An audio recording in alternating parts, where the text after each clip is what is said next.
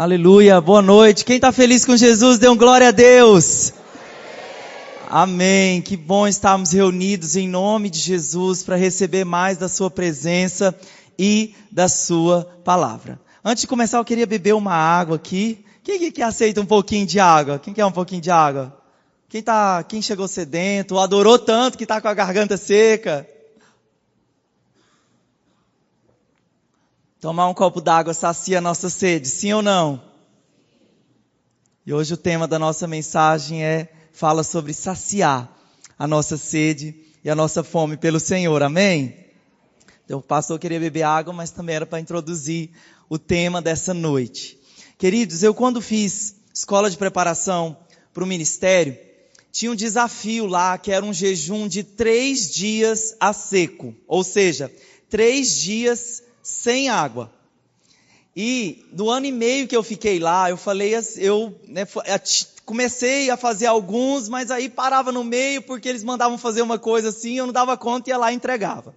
Mas eu falei, gente, não é possível, eu vou conseguir, eu posso, fazer um jejum assim de 3 dias sem água, Os especialistas dizem que até 3 dias ninguém morre com a falta de água. Então, num desses desafios lá, eu falei, esse eu vou fazer. E aí fiquei um pouquinho mais recluído, mudei as minhas escalas lá para não mexer com nada que exigisse esforço, porque nos 3 primeiros dias de todo o jejum é um tempo assim realmente de muita batalha, e até mesmo fisicamente. E aí eu me lembro que eu fui lá ficar bem assim recluído no quarto, e quando você faz jejum, o que você fica mais pensando quando você faz jejum? Deixa eu ver. É na presença de Deus? Também, mas comida e água é o que mais você lembra. Como eu estava sem água, tentando chegar até o 3º dia, a minha lembrança e os meus lábios, gente, secava assim, eu passava a língua, na boca assim para saciar.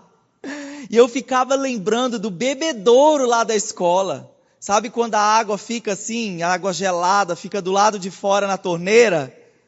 Eu ficava lembrando daquela água, daquela vontade de ir lá entregar o jejum e saciar a minha sede. Mas eu falei, Senhor, eu vou até o fim.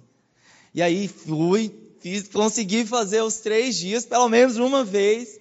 Mas eu me lembro quando eu fui lá naquele bebedouro e levar o meu copo, eu abri lá e eu bebi tanta água que saiu assim, pelos poros, de tanta sede que eu estava naquele momento. Então, meus queridos, beber água, ela sacia uma sede física, e é muito bom beber água, sim ou não? Mas eu quero falar de uma sede espiritual, da sede que nós temos pela presença de Deus. E aqueles que bebem da presença, bebem eternamente e continuam sendo saciados e saciados pelo Senhor. Vamos ler o que está escrito lá em Salmo, capítulo 63, no versículo 1. Salmo 63, 1, o salmista diz, Davi diz, ó Deus, Tu és o meu Deus, eu te busco intensamente. A minha alma tem sede de ti, todo o meu ser anseia por ti, como terra seca, exausta e sem água. Vamos ler juntos esse versículo? Vamos lá? Ó Deus, Tu és o meu Deus, eu te busco intensamente. A minha alma tem sede de ti, todo o meu ser anseia por ti, como terra seca, exausta e sem água. Coloque a mão no seu coração. Eu queria que você, agora que leu esse versículo, você fizesse essa oração. Os salmos são orações cantadas, são canções que foram melodiadas ali de poesias, de um encontro que Davi teve com Deus. Peça ao Senhor por isso, diga ao Senhor, Senhor, eu quero te buscar com intensidade. Senhor, a minha alma tem sede de ti. Se esse é o seu clamor, queria que você abrisse os seus lábios nessa hora e pedisse, Deus, eu quero ser saciado, eu quero conhecer mais o teu coração, eu quero me alimentar da sua presença. Que agora, ao nos expor, Senhor, a Tua palavra, possamos ser saciados pela glória do Senhor. Senhor, nosso coração é como essa terra seca, árida, sem vida. Precisamos da vida do Senhor, ó Pai. Enquanto, Senhor Deus, nessa hora nos expomos a Tua poderosa palavra, que é viva, que é eficaz, que é mais cortante do que qualquer espada de 2 gumes. Ela penetra até o ponto de separar alma e espírito, juntas e medulas, e ela é capaz de discernir os pensamentos do nosso coração. Por isso, nessa hora, a Sua palavra produz em nós fome, sede e transformação para a honra e glória do Senhor, em nome de Jesus. Amém. Queridos, o salmista, ele diz aqui que o seu coração estava como uma terra seca, como uma terra exausta e como uma terra sem água. E foi assim que eu estava nessa semana. Foi assim que toda palavra que chega, a maioria delas, brota de uma crise do nosso coração, brota de algo, de experiências que nós estamos vivendo. E eu quero dizer para você que meu coração estava sentindo assim, nessa semana, descarregado. Um conjunto, às vezes como pastor nós recebemos tantas boas, participamos de coisas tão boas da vida das pessoas, mas também ouvimos tantas notícias desafiadoras, lidamos com momentos de enfermidade, com perda de pessoas. Então, além logicamente das coisas do trabalho, enfim, as crises internas, eu estava me sentindo assim. Eu não sei se você já se sentiu assim. Não precisa levantar a sua mão, mas eu acredito, porque é natural do ser humano, como o nosso celular não descarrega a bateria, nós também, em algum momento, nós vamos descarregar, tanto fisicamente, como emocionalmente. Então os vales, as crises que nós enfrentamos, elas vão consumindo a nossa bateria, e você pode buscar o que for, a presença, o relacionamento, coisa, assistir alguma coisa, mas nada dessas coisas vão satisfazer a fome, a sede e reanimar e encorajar o teu coração a não ser buscar o Senhor. Você pode buscar em tudo, mas só em Deus nós vamos encontrar renovo, restauração para a honra e glória do Senhor. Amém? Então, queridos, eu li uma frase do Billy Graham nessa semana falando justamente sobre isso. Ele disse assim: tem descansos que acontecem quando o corpo se deita, outros quando os joelhos se dobram. Veja que poderoso isso. Realmente, tem descanso que o nosso corpo vai ser necessário, uma atividade física para descansar, um sono bem dormido, mas em outros momentos, algumas situações, vai ser preciso para descansar, que os seus joelhos, eles se dobrem diante do Senhor. E eu creio que muitos de nós, como eu falei para você, eu me sentindo como uma terra seca, exausta e sem água, um clamor então brotou do meu coração. O que eu fiz?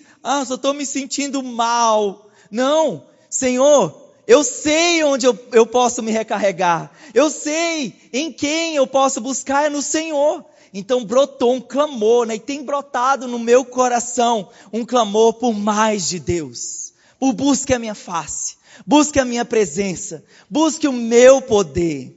E eu não sei você, mas o meu coração chega a doer tantas vezes de saudade do Senhor. Eu não sei se você já teve esse sentimento de saudade do Senhor. Às vezes, no ministério, muitas vezes a nossa tendência é se acostumar. Nós como pastores, nós como líderes, alguém compartilha uma coisa conosco, não, eu já sei como resolver. Eu já sei que promessa você vai usar. Eu já sei o que falar. E muitas vezes nós profissionalizamos até mesmo a presença. Até mesmo o TSD vai ficando mecânico. Então não estou dizendo para você, que eu estava sem esses hábitos espirituais. Não, pelo contrário. Mas esse dia a dia, mas assim, sabe, vai gerando uma sede, vai gerando algo dentro de nós por mais da presença. Eu sempre digo assim: Deus, eu nunca quero me acostumar com a presença do Senhor. Eu nunca quero me engessar. Eu nunca quero dizer assim: eu já sei tudo isso daí que está sendo falado. Eu falo: Senhor, eu sou insaciável, eu quero conhecer o Senhor mais, eu quero conhecer o teu coração, eu quero amar o que o Senhor ama, eu quero prosseguir e conhecer o Senhor. Mas nós temos essa tendência de tantas vezes nos acostumar, de nos acostumar com o culto, de nos acostumar com o momento de oração. E nós precisamos, esse clamor tem que ser gerado no nosso coração. Eu tenho saudades de Ti. Você pode dizer comigo, Senhor, eu tenho saudades do Senhor. Se você compartilha comigo esse anseio de saudades por Jesus, de saudades pela presença de Deus, sabe por quê? Porque Deus é um amigo e Deus ele vem ao nosso encontro. Deus é um Deus relacional e Ele quer relacionamento com você. Nós descobrimos isso lá em Gênesis. Gênesis 3:8, acompanhe a leitura comigo, de como Deus era um Deus relacional, de como Deus é um Deus relacional. Ouvindo o homem e a sua mulher os passos do Senhor, que andava pelo jardim quando soprava a brisa do dia, esconderam-se da presença do Senhor Deus entre as árvores do jardim. Então Deus, ele vinha nesse momento de viração do dia. Eu acho tão lindo aqui quando nós estamos aqui adorando, nesse momento aqui das 18 horas, alguns dias, o pôr do sol é maravilhoso. Então vocês talvez sentam para cá, vocês ficam de costas para ele, mas como eu sento mais para cá, eu fico vendo assim esse momento da viração do dia, o quanto é lindo. E eu tenho uma percepção, e eu já ouvi algumas pessoas falando sobre isso, que esse momento das 18 horas é um momento de saudade. Lá na chácara, por exemplo, tem uma diversidade de pássaros. E nessa hora das 18 horas, parece que o canto de alguns pássaros, eles têm um tom saudosista. Aí aproveita o pôr do sol maravilhoso que nós temos, o degradê de cores maravilhosas, somado com aquele canto de tristeza, não é de tristeza, mas é de saudade. Sabe que é como se tivesse ficado imprimido na natureza, assim, está imprimido na natureza esse sentimento, esse momento que Deus vinha para estar com o homem. E era um momento de desfrute, um momento de deleite, um momento de descanso. Quando você volta para casa às 18 horas, você quer de repente tirar o sapato, colocar ele um pouco para cima, voltar para casa, fala desse momento de descanso. Mas essa viração do dia há um símbolo para nós do quanto é importante o relacionamento com Deus. Quem aqui já percebeu esse momento das 18 horas como um momento saudosista? Levanta a sua mão. Porque era assim que Deus, ele vinha para desfrutar relacionamento com Adão. Era corriqueiro. E por que nós sabemos que era corriqueiro? Porque a Bíblia diz, ouvindo o homem os passos do Senhor. Sabe quando os sons eles se tornam familiares? Por exemplo, se a mãezinha que está com uma criança ali no 1 e 2, se seu filho começa a chorar ali, parece que o eco do choro do seu filho, ele passa por aquela parede, ele penetra no seu coração e você sai antes mesmo do pessoal chamar você pelo My Kids. Não é assim? Às vezes eu percebo algumas mães porque ouviram o som do seu filho.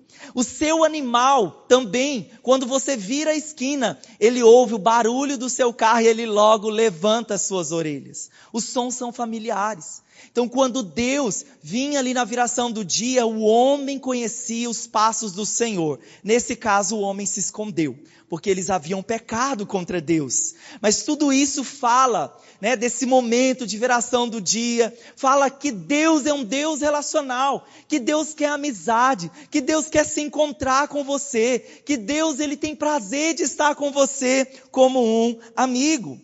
O versículo 9 diz, mas o Senhor Deus chamou o homem perguntando, onde está você? Então Deus ele chamou o homem, Adão, Eva, onde está você? E eu creio que o Senhor também te chama. Você tem ouvido a voz do Senhor te chamando? Você tem ouvido a voz do Senhor te chamando para lugares mais profundos nele? Você tem ouvido a voz do Espírito Santo te chamando para saciar a sua sede e a sua fome que você tem? Não por coisas dessa terra, mas pela presença do Senhor. Então nós temos aqui o quadro de um amigo que vem ao encontro do homem. E eu acho isso tão lindo, porque também quando Jesus andou com os discípulos, Jesus chamava João, Jesus chamou André, Jesus chamou Pedro. Ou seja, nós temos um Jesus ali que chamava o homem pelo nome. E nós temos um Deus, Jesus, que se encarnou, como Deus se encarnou como homem. E ele disse, eu não chamo vocês mais como servos, eu chamo vocês de amigos. Então quem dá realmente honra ao Senhor por isso? Porque Deus te chama de amigo. O Senhor Jesus, Ele morreu por você, te fazendo um amigo. Então Deus vinha realmente para ter relacionamento com o homem. E você sabe dessa história, você sabe que o homem se esconde porque ele peca. E todas as vezes que pecamos, quebramos o relacionamento com Deus. A Bíblia diz, os nossos pecados nos fazem separação entre nós e o Senhor. Então o pecado, ele tem esse poder de quebrar o relacionamento, de nos afastar do Senhor. Então o nosso coração com o pecado vai se tornando mais apetitoso pela água amarga, pela água suja, por coisas que não acrescentam no nosso coração, por comportamentos e situações que realmente nos sujam, tiram de nós a pureza original do Senhor. Então eu creio que assim, o coração do homem, quando peca, ele vai se tornando seco. Realmente como uma terra sem vida alguma, sem propósito algum, totalmente seco. Então é necessário nós buscarmos o Senhor. É necessário você, dia após dia, ter esse hábito de buscar da presença do Senhor. E a minha pergunta nessa noite é, quem tem fome de Jesus? Quem está sedento? Quem é um insaciável por Jesus? Queria que você levantasse a sua mão e dissesse, Senhor, aqui sou eu, Senhor, derrama sobre mim, eu quero mais. Tem momentos que a gente precisa ser um pouco mais pentecostólico, irmão. E nós vamos aprender aqui com alguns homens que foram insaciáveis na sua busca pelo Senhor, que deixaram um modelo para nós, que deixaram um caminho aberto para nós. E em primeiro lugar, o primeiro convite, o tema da nossa palavra é um convite ao sedento. E o primeiro convite que eu tenho para você é o convite de amizade, um convite à amizade. E nós vamos aprender com Enoque. Eu queria que você desse um glória a Deus. Gênesis capítulo 5, versículo 22, a Bíblia diz, Enoque andou com Deus e já não foi encontrado, pois Deus o havia arrebatado. Tem algumas histórias na Bíblia, por exemplo, o livro de Daniel, o livro de Isaías, Jeremias, que são livros todos, livros extensos, contando minuciosamente histórias, por exemplo, a história de Jacó, a história de José, histórias gigantescas. Mas eu fico tão impressionado com a história de Enoque, porque a Bíblia fornece talvez até 4 ou 5 versículos que falam sobre Enoque. Mas o que cita lá já é suficiente para nós compreendermos o porquê Enoque foi amigo de Deus. Porque a Bíblia diz que Enoque andou com Deus. E Enoque também apareceu, por mais que a história dele para nós tenha sido tão pequena, tão curta, algumas páginas, mas Enoque também é um herói da fé. Ele apareceu lá no hall da fama dos heróis da fé, de Hebreus 11. Então, versículo 5 diz que pela fé, Enoque foi arrebatado, de modo que não experimentou a morte e já não foi encontrado, porque Deus o havia arrebatado, pois antes de ser arrebatado, recebeu testemunho de que tinha agradado a Deus. O próprio Deus testemunhou que pela fé, Enoque andou com ele, foi tão amigo dele, eu fiquei pensando assim, Deus aqui, gente, esse cara, esse rapaz, esse homem, ele é tão sedento, ele ama tanto a minha presença que eu não quero viver com ele só aqui na terra. Vou levar ele logo para o céu para ele ser meu assessor, meu subprefeito aqui no céu, alguma coisa assim. Deus realmente queria que ele estivesse próximo. E essa palavra arrebatamento, ela significa ser translado. Ou seja, Enoque foi transladado de um lugar para outro, da terra para o céu. Quem gostaria de ser transladado da terra para o céu? Levanta a mão. Só por arrebatamento, pastor? Amém, glória a Deus. Não quero ser nem morte morrida, nem morte martada por enquanto, Só por arrebatamento, glória a Deus, eu também gostaria. Então, meus queridos, Deus transporta Enoque antes do tempo, porque na sua época, por exemplo, o homem mais velho ali da Bíblia viveu mais de 900 anos. E aí o Enoque foi arrebatado com 360 anos, bem acima, bem abaixo da média ali da sua geração. Então eu concluí assim, Enoque foi promovido. Ninguém é promovido se não for por seus méritos próprios. Ou seja, porque realmente Enoque se esforçava para andar com Deus, para ter comunhão com Deus, ele foi promovido. Então o que o Enoque nos ensina com essas coisas? A não medir esforço para estar com o Senhor. A não medir esforço para buscar da presença de Deus. E a pergunta que eu tenho para você: quanto esforço da sua parte você está empenhando para ser amigo de Deus? Você levantou a sua mão, você disse, eu quero ser amigo de Deus. Mas quanto esforço da sua parte você está fazendo nessa jornada, nessa caminhada para ser amigo de Deus? E com Enoque nós aprendemos 3 desafios. Para sermos amigos de Deus, em primeiro lugar, você vai precisar fazer companhia constante com Deus. Ter Deus como sua companhia constante. Gênesis 5:22, Enoque andou com Deus. E andar com uma pessoa significa se mover com uma pessoa, se locomover com uma pessoa. Exige tempo ser amigo de alguém.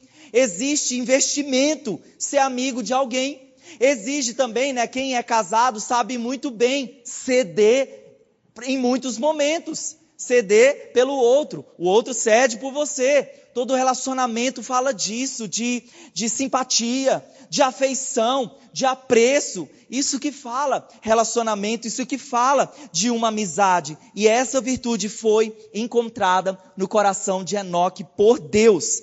Olha essa frase de Matthew Henry, e ele diz sobre o Enoque. Ele diz, olha, o Enoque não só andava atrás de Deus, como fazem todos os bons, mas sim andava com Deus, como se já estivesse no céu. Então tem pessoas que acham assim, aqui na terra não gasta 1 minuto com a presença de Deus. Vai ler a Bíblia, já está bocejando. E fala assim, não, mas lá no céu eu vou ser camarada de Deus. Lá no céu minha casa vai ser do lado da casa de Deus. Doce engano do coração dessa pessoa.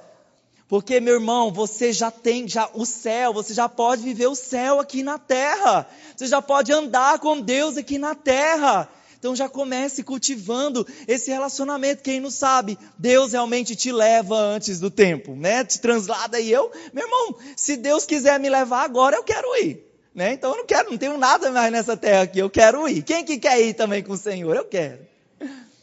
Então, gente, olha que impressionante isso. Então, uma coisa, a primeira, companhia constante. Diga assim comigo, companhia constante. Em segundo lugar, Enoque confiava em Deus. O texto de Hebreus diz, pela fé Enoque. Ou seja, Enoque andou com Deus, recebeu um testemunho de Deus de que ele andava em fé, porque fé, a fé é a firme convicção de fatos que não se veem. A fé também é o ponto de partida de uma vida que agrada a Deus.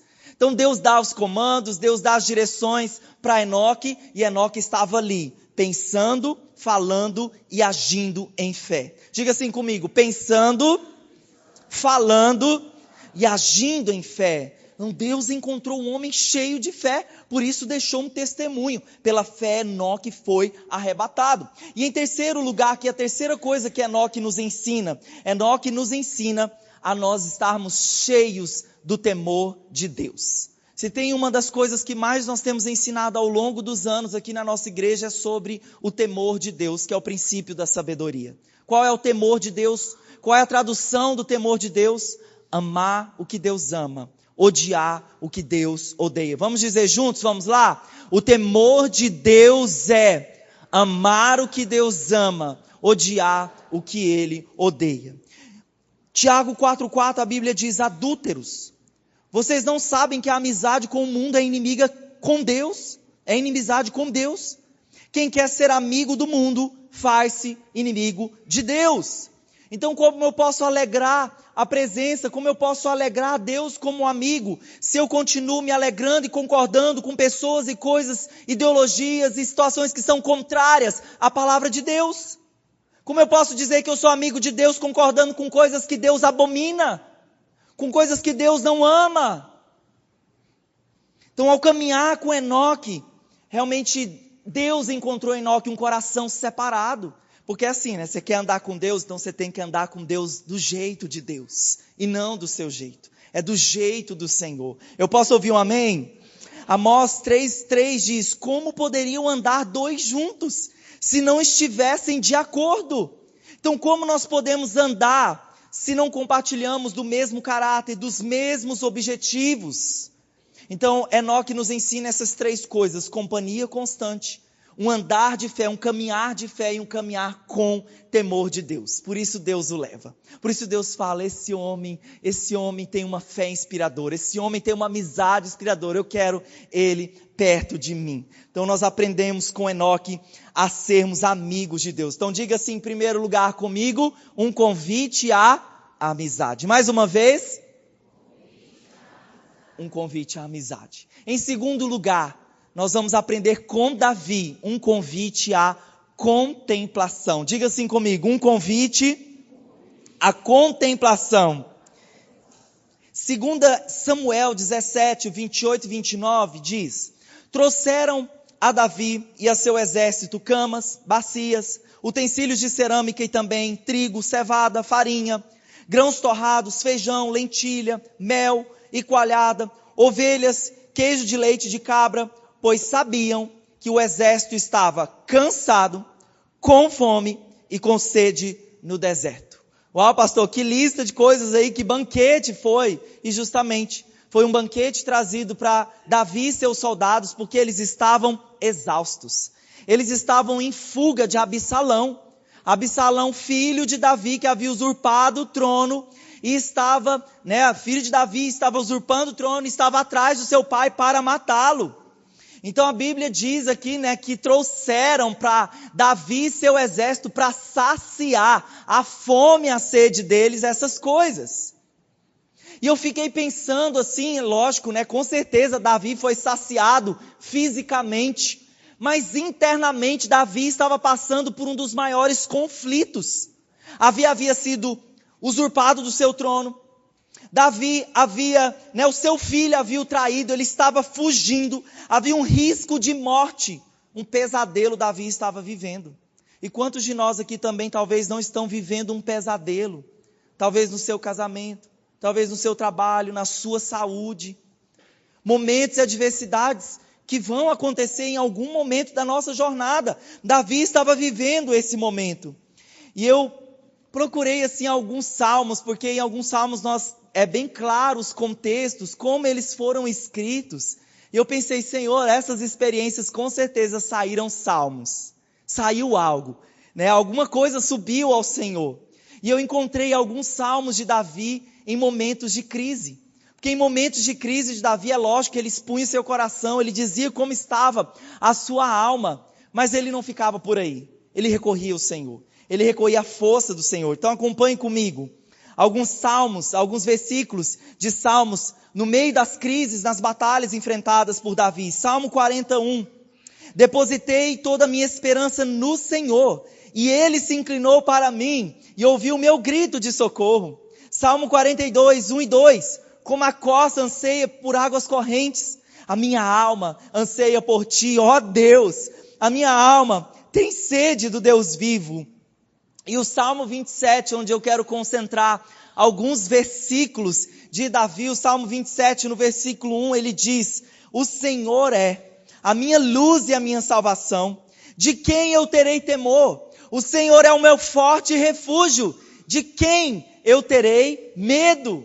Então você vê que Davi apresenta a alma dele, ele diz, eu estou com temor, eu tenho medo, ele mostra o seu coração, ele revela a sua alma, a crise que ele estava passando, mas ele olha para o Senhor, mas ele olha para a presença de Deus, mas ele diz, mas Deus é a minha luz, Deus é quem orienta o meu caminho, Deus é quem me salva, Deus é quem é meu refúgio.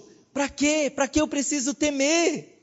Então num momento de crise, onde a sua vida estava ameaçada, Davi encontra em Deus. Então mesmo exausto fisicamente, ele saciou ali com leite, com mel, com coalhada, mas aquilo não era suficiente para satisfazer a sede e a fome que havia no coração de Davi por mais de Deus. E Davi sabia qual era a fonte. Davi sabia em quem ele precisava recorrer, a quem ele precisava ir. Em quem era? Em quem Davi precisava ir? Em Deus, a presença de Deus. E eu queria perguntar para você, o que você faz quando você está esperando por Deus no meio das tempestades? O que você faz? Vou repetir essa pergunta para o seu coração. O que você faz quando está esperando por Deus no meio das tempestades? Você reclama? Você desiste? Ou você diz, eu corro para o Senhor? Eu só tenho em Deus palavras de vida, eu corro para o Senhor. Quem aqui são aqueles que correm para o Senhor nesses momentos mais difíceis? No versículo 4 ele diz, uma coisa eu peço ao Senhor e a buscarei, lá no momento da crise. No momento da crise, olha o que Davi está orando. Uma coisa eu peço ao Senhor e a buscarei, que eu possa morar na tua casa. Que eu possa morar na tua casa todos os dias da minha vida, para contemplar a tua beleza, para meditar no teu templo. Está tudo caindo ao redor de Davi, mas ele disse, uma coisa eu peço, eu quero habitar em Deus, eu quero permanecer em Deus, eu quero morar na sua presença, eu quero encontrar refúgio, descanso, abrigo no Senhor. Então, no meio disso tudo, Davi, ele tira completamente o foco daquilo que não está dando certo e reajusta os seus olhos e a sua visão em Deus. E é isso que eu quero falar para você. Onde é que o seu foco está concentrado nesse momento? Onde é que o seu foco, quais são as situações tempestuosas que você está vivendo? Tire os seus olhos desse lugar e coloque em Deus. Por isso que a Bíblia fala, de manhã, de noite não dá para ver, né? Mas ali de manhã a gente vê a serra. Né? Sempre quando eu cito esse versículo eu lembro da serra. Eleva os meus olhos para os montes, de onde me virá o socorro? O meu socorro vem do Senhor. Reajusta o foco, olha para o lugar certo, olha para a pessoa certa, olha para a presença certa, na presença de Deus. E Davi sabia que era aquele lugar de recarregar as suas baterias. Era o lugar de ligar, né, na tomada do Senhor, de estar ali para se recarregar em Deus. E 3 coisas que Davi fala nesse texto, ele diz habitar, ele diz contemplar e ele diz meditar. Diga assim comigo, habitar, contemplar e meditar. Mais uma vez, vamos lá. Habitar, contemplar e meditar. Esses são passos aqui para uma vida devocional bem-sucedida. Habitar, contemplar e meditar. Eu queria perguntar para você se você já alguma vez já parou para contemplar algo. Já parou assim para observar, para contemplar. Né? Todas as vezes que eu vou aqui para o país vizinho, Maranhão, né, com a minha esposa, quando eu vou fazer uma viagem internacional aqui para o Maranhão, querido, conhece bem esse trajeto que eu vou falar aqui. Entre Araguaína e Carolina, você vê de longe a Chapada das Mesas, né? Quem aqui já foi lá nessa estrada, na Chapada das Mesas? É lindo. Então, assim, você vê as serras bem espaçadas, mas bem retinhas. Quando você, por exemplo, viaja de avião, eu mesmo disputo com a Luana para ver quem é que vai ficar na janela. Que eu gosto de ficar de um olho lá embaixo. Quando você viaja de avião, você contempla. Mas você contempla muito rápido, que o negócio ali anda 800 km por hora. Então, passa muito rápido. Agora, quando você viaja de carro, e amanhã o pastor vai tirar férias, vai viajar de carro, glória a Deus, orem pelo pastor. Quando você viaja de carro, você dá para parar, dá para olhar. E eu falei, amor, que o avião não tem como parar, né? Deixa eu parar aqui, não. Mas o carro, eu falei, amor, vamos parar aqui para a gente tirar uma foto, porque essa cena é muito linda. Então, se nós temos coisas tão maravilhosas, né, para contemplar com os nossos olhos, quanto mais o que Davi diz, porque ele contemplava a presença de Deus. Você precisa encontrar na presença de Deus, no seu tempo a sós com Deus, um lugar de contemplação. Onde olhar para o Senhor né, seja olhando para a natureza, seja também encontrando na palavra, principalmente a contemplação, de ler a palavra e de encontrar vida para o seu coração, de encontrar prazer na palavra de Deus. Então é muito mais do que contemplar uma cena, um local, mas contemplar a face do Senhor. E toda contemplação existe investimento de tempo. Correndo você não dá para fazer isso. Pastor, eu faço meu TSD no meu carro. Pastor, eu faço o meu TSD... Olha, querido, talvez é interessante, bom que você está fazendo. Glória a Deus, continue assim, mas vamos ter mais tempo de parar, de estar sós com Deus, de contemplar, de ouvir a voz do Senhor. Né? Quantas vezes, alguns momentos, que é nosso tempo a sós com Deus, ele pode ser muito dinâmico. Mas alguns momentos eu me ajoelho, eu desligo todo o som e eu tento ouvir a voz de Deus assim, né? Só no silêncio. Não sei se você consegue, a minha mente é muito acelerada. Às vezes eu ajoelho ali, já começo a pensar em várias coisas que preciso resolver. Eu falo, Deus, traz a minha mente de volta para a presença, Senhor. Não é hora dessas outras coisas. Então é tão importante isso, esses momentos de contemplação, de estar com Deus. O versículo 8, Davi disse, ao teu respeito diz o meu coração, busque a minha face, a tua face, Senhor, buscarei. Então é algo que Deus está falando para Davi, busca a minha face, e Davi está correspondendo e dizendo, a tua face eu buscarei. Eu posso ouvir do seu coração isso, dizendo, a tua face eu buscarei, Senhor. Vamos dizer junto com fé os homens, vamos lá, a tua face eu buscarei, Senhor. As mulheres de Deus agora. Amém. Queridos, e Davi, ele é sedento pelo Senhor, então ele disse, eu busquei, eu quero habitar, eu peço do Senhor, eu contemplo, eu medito na sua palavra. E Davi, ele se expressava, a maioria desses salmos, né? Então os livros de Provérbios, de Cantares, de Eclesiastes, de Salmos, todos eles são os livros poéticos da Bíblia. Então através das poesias, de canções, né? Essa expressão do coração. E por muitas vezes, Davi, ele se encharcava da presença. Sabe quando você mergulha a esponja na água, no balde de água, e você levanta a esponja? Como é que a esponja ela levanta? Encharcada de água. Então em muitos desses momentos, né, o Davi, ele estava encharcado da presença. Né? Tem um estilo de música instrumental, que é o chamado soaking, que em inglês significa mergulhar, ensopar.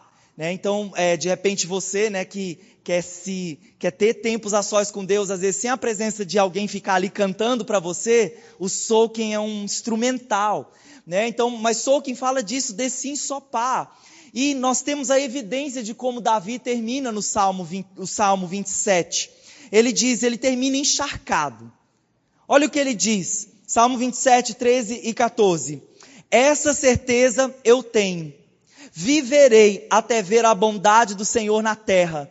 Espere no Senhor, seja forte, coragem, espere no Senhor.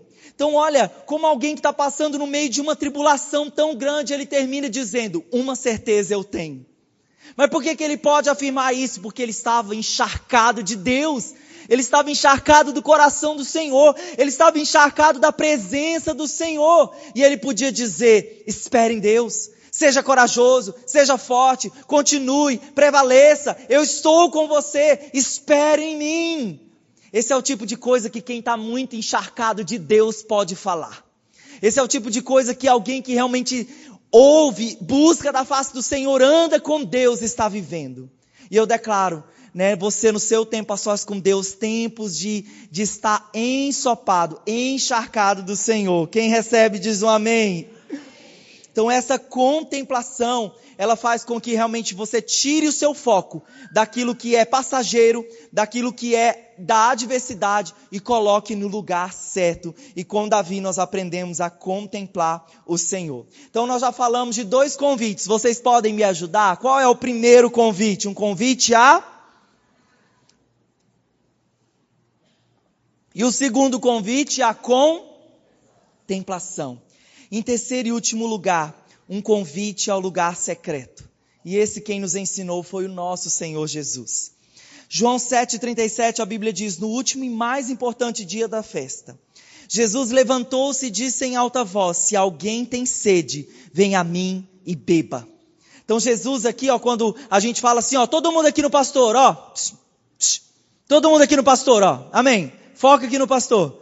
É isso que Jesus diz. Jesus levanta em alta voz e diz, se alguém está sedento, venha a mim e beba. É isso que Jesus está dizendo, dando ênfase, olha, você está sedento? Você quer mais da minha presença? Venha. Precisa acontecer um ato da sua vontade. A água está aqui, a fonte está aqui, a fonte da presença está aqui, a fonte da presença está aqui. Você quer? Então venha. Então venha até Ele. Venha até Ele, seja satisfeito dessa presença. Então Jesus, Ele realmente pergunta, e eu quero também perguntar para você, qual é o tamanho da sua sede? Pergunta de célula, de 1 a 10, qual é o tamanho da sua sede? Qual é a nota que você se dá? Qual é o tamanho da sua sede? Não precisa responder não. Espero que seja 10, Senhor, minha fome, sou insaciável na minha busca pela Tua presença. E meus irmãos, sabe de uma coisa que eu sempre percebo aqui em Palmas, por exemplo, quando abre uma loja nova, um fast food novo, aconteceu isso com o Sorro, aconteceu isso com um parque food lá do lado do Sebrae. Quando abre esses locais, todo mundo vai lá. Eu nunca fui nesses lugares, acredita? Abriu, fechou e eu nunca fui lá. Mas sabe o que acontece? Eu percebo, todo mundo vai lá. Mas daqui a pouco todo mundo para de ir lá. E eu já vi isso acontecendo na igreja, com a presença de Deus. Está acontecendo o avivamento, vamos lá, todo mundo ver o que está acontecendo. Mas queridos, o avivamento começa no lugar secreto. Lógico, os avivamentos coletivos são maravilhosos e a oração do seu pastor é sempre por isso. Eu não peço que você seja próspero. Eu não peço que você apenas, que isso é muito bom. Eu não peço, mas sabe uma coisa que eu sempre oro por você como seu pastor? Aviva, Senhor, a sua igreja. Aviva, Senhor, o seu povo. Nós nunca podemos tratar a presença de Deus como um food park. Como eu vou ali só para me satisfazer. Eu vou ali só para satisfazer um prazer momentâneo. Não, querido, a fonte está aberta. Você precisa estar lá, comendo, bebendo do Senhor, indo lá. E a presença de Deus é esse lugar. A presença de Deus é esse lugar. Amém ou não amém? E meus irmãos, o inimigo, ele vai disputar para tomar posse do seu desejo, para canalizar a sua sede, a sua fome para outras coisas. Mas eu quero dizer para você, não tire os seus olhos desse lugar. E Jesus nos ensinou que a fome do próprio Jesus era crescente. O próprio Deus nos ensinou sobre a oração. Ué, mas se ele não era o próprio Deus, para que ele orava? Porque Jesus estava nos ensinando o modelo. Então vou ler alguns versículos, Lucas 6,12, num daqueles dias, Jesus saiu para o monte a fim de orar, e passou a noite orando a Deus. Mateus 14:23, tendo despedido a multidão, subiu sozinho ao monte para orar, e ao anoitecer, estava ali sozinho. Marcos 14:32, então foram para um lugar chamado Getsêmani, e Jesus disse aos seus discípulos, sentem-se aqui, enquanto eu vou orar. Então antes de ir para as multidões, antes de fazer os milagres, antes de tomar decisões, o nosso Senhor nos ensinou a prioridade do tempo a sós com Deus, a prioridade da oração, a prioridade da busca pela presença. E sabe qual é o segredo do secreto de Jesus? O segredo do secreto de Jesus, Mateus 6,6. Quando você orar, vá para o seu quarto, feche a porta e ore ao seu pai que está em secreto. Então o seu pai que o vê em secreto, o recompensará. E existe um poder no secreto. Existe um poder quando você fecha a porta do seu quarto. Quarto é um lugar de intimidade. Quarto é um lugar de comunhão com Deus. Então existe um poder quando você se dedica a esse momento, a investir tempo com Deus, e essa é uma chave. Nossa geração gosta tanto disso, né? Vou dar uma chave para destravar não sei o que na sua vida. Eu vou dar uma chave para destravar a sua vida espiritual. Oração. Oração. Só que você precisa pegar a chave e ir lá e colocar no quarto e trancar e colocar o celular para o lado de fora. Em nome de Jesus. Amém ou não amém? Então, Jesus nos ensina esse poder do secreto. E queridos, no século XIX, um pregador na região ali de Nova York, ele estava na cidade, ele estava ministrando a palavra numa igreja, e foi assim um grande mover, um mover de arrependimento, um mover poderoso do Espírito Santo, e ele foi convidado no outro dia para ir numa fábrica de tecido. E quando esse pregador ele chega nessa fábrica de tecido, quando ele entrou, a presença de Deus através da vida dele, porque esse homem era tão íntimo com o Senhor, que a própria presença de Deus que havia nesse homem, fez com que muitos começassem a cair de joelhos, chorando, em prantos, clamando: Deus, preciso do Senhor. Diz que duas, como estava na fábrica de tecido, uma que estava ali remendando um fio, colocando uma coisa assim, uma mulher cai em prantos no chão, chorando, dizendo: eu preciso de Deus, eu preciso da presença. E diz que nessa fábrica foi um mover tão grande que muitos desses homens, dessas mulheres, em poucas semanas entregaram as suas vidas para Jesus, porque o impacto da presença de Deus através desse pregador era tão intensa, que pensa, isso aconteceu em Atos, com os apóstolos, com os discípulos, estavam tão cheios que até os lenços que Paulo, os lençóis que Paulo dormia, eram lançados sobre as pessoas e elas eram curadas. E queridos, eu quero dizer para você que eu sou sedento e eu quero ver isso acontecendo na nossa geração também. E eu sempre oro, Senhor, que as pessoas sejam atraídas à igreja, que elas ouçam, que elas sintam, que elas vejam fogo queimando em cima da igreja, que elas queiram entrar, que elas estejam buscando algo para saciar a fome delas pelo Senhor. Esse pregador era o Carlos Finney. E Carlos Finney, ele disse, olha a frase de Carlos Finney aí, o segredo dele. Por que ele estava tão encharcado da presença? Olha o segredo. Dei grande ênfase à oração como indispensável. Diga comigo: indispensável. Indispensável, se realmente queríamos um avivamento. E diz que o Carlos Finney, que foi conhecido como o apóstolo dos avivamentos, ele realmente empregava muito tempo orando, às vezes jejuando, buscando do Senhor, se fechando em mata, se fechando na igreja, para buscar do Senhor. Então, se nós queremos avivamentos, se nós queremos mudanças, transformações, nós vamos precisar cultivar esse lugar secreto. Queridos, eu fui batizado no Espírito Santo, não em uma igreja, não em uma vigília, apesar de que eu queria muito, mas fui batizado no Espírito Santo, buscando o Senhor na minha casa, no meu quarto. Então eu creio, querido, que avivamento, ele não é de cima para baixo, ele é de baixo para cima. Ou seja, as pequenas fagulhas incendiadas pelo Senhor, quando elas se reúnem, há um grande mover, há uma grande fome, há uma grande sede da presença de Deus. Amém ou não amém? Então nós falamos aqui de 3 grandes convites para você. Um convite à amizade com Deus, um convite à contemplação e um convite a poder do secreto, a estar com o Senhor no secreto. E quem vai responder esse convite? Porque se é um convite, alguém precisa de responder. Quem quer mais do Senhor?